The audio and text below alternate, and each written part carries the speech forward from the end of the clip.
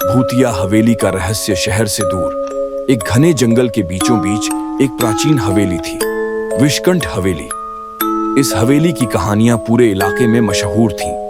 कहा जाता था कि यहां से जो भी अंदर गया वह कभी वापस नहीं आया।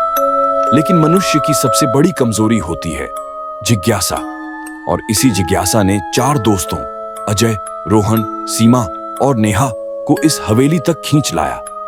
एक रात जब चारों दोस्त कैंपिंग के लिए निकले थे, उन्हें एक पुराना पत्र मिला। उस पर लिखा था, अगर तुम्हें सच्चाई जाननी है तो पूर्णिमा की रात विषकंठ हवेली में आओ, लेकिन याद रखना वहां से निकलने का रास्ता सबके लिए नहीं होता। रात के 12 बजे वे चारों टॉर्च और कैमरों के साथ हवेली के विशाल फाटक पर खड़े थे। हवेली जर्जर हालत में थी। उसकी टूटी खिड़कियों से ठंडी हवा बाहर आ रही थी, जैसे कोई अंदर फुसफुसा रहा हो। यार, यह सही नहीं लग रहा, रोहन ने घबराते हुए कहा। अब यहां तक आ ही गए हैं तो अंदर चलते हैं, अजय ने आत्मविश्वास दिखाते हुए कहा। दरवाजा अजीब तरह से खुद ब खुद खुल गया। चारों के दिल की धड़कन तेज हो गई। अंदर घना अंधेरा था, दीवारों पर धूल जमी थी और छत से मकड़ी के जाले लटक रहे थे। लेकिन सबसे डरावनी चीज थी हवा में तैरती फुसफुसाहट, मानो कोई बातें कर रहा हो। वे आगे बढ़े और एक बड़े हॉल में पहुंचे।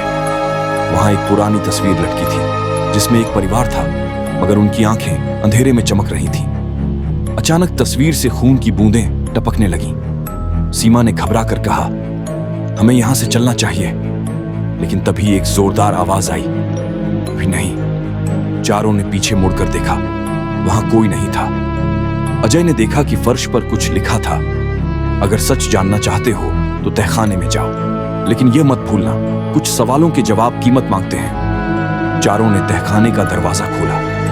अंदर घना अंधेरा था और एक सीढ़ी नीचे जाती दिख रही थी। जब वे नीचे पहुंचे तो एक अजीब सी गंध उनके नथुनों में भर गई, सड़ी हुई लाशों की गंध। तहखाने में चारों ओर लोहे की जंजीरें पड़ी थीं। दीवारों पर नाखूनों के निशान थे और एक कोने में लकड़ी की पुरानी कुर्सी रखी थी जिस पर कोई बैठा था। नेहा ने डरते हुए टॉर्च उस तरफ घुमाई। कुर्सी पर एक हड्डियों का कंकाल था जिसने जैसे ही रोशनी पड़ी एक तेज चीख के साथ हिलना शुरू कर दिया। तभी दीवारों पर आकृतियां बनने लगीं। उन आकृतियों ने अतीत की एक कहानी बताई। इस हवेली के मालिक विषकंठ राय ने यहां अपने नौकरों को बेरहमी से मारा था। मरने से पहले उन नौकरों ने उसे श्राप दिया था। श्राप के कारण राय का परिवार धीरे धीरे गायब होने लगा। अंत में विषकंठ राय भी गायब हो गया, लेकिन उसकी आत्मा अब भी यहां भटक रही थी। अचानक तहखाने का दरवाजा बंद हो गया। चारों दोस्त डर के मारे दरवाजा पीटने लगे। तभी एक गहरी गरजती हुई आवाज आई, तुमने मुझे जगा दिया, अब तुम मेरी जगह लोगे। चारों चीखते हुए भागने लगे, लेकिन हर दरवाजा बंद हो गया था। तभी सीमा को एक पुरानी घंटी दिखाई दी। उसे याद आया कि गांव के एक बुजुर्ग ने कहा था कि इस हवेली की आत्माएं घंटियों की आवाज से भागती है। सीमा ने पूरी ताकत से घंटी बजाई। अचानक हवेली जोर जोर से हिलने लगी। एक भयानक चीख गूंज उठी और तहखाने का दरवाजा खुल गया।